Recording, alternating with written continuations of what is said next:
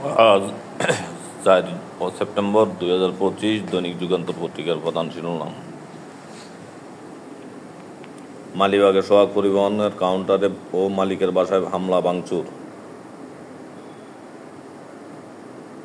আচরণবিধি লঙ্ঘনের দণ্ড বাড়ছে, নির্বাচনে থাকছে না পোস্টার। পাসপোর্টে গ্রিন সিগন্যাল, আওয়ামী লীগের দোসর বিচারপতি, সচিব ও সেনা কর্মকর্তা।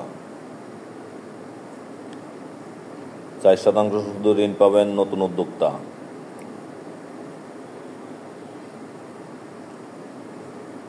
লতিফ সিদ্দিকীর জামিনে আবেদন প্রত্যাহার করলেন তার আইনজীবী।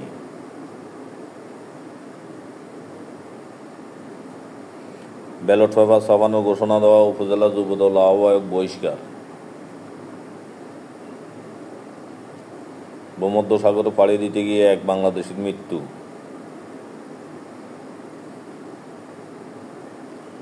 চীনের উত্থান অপ্রতিরোধ্য। Xi Jinping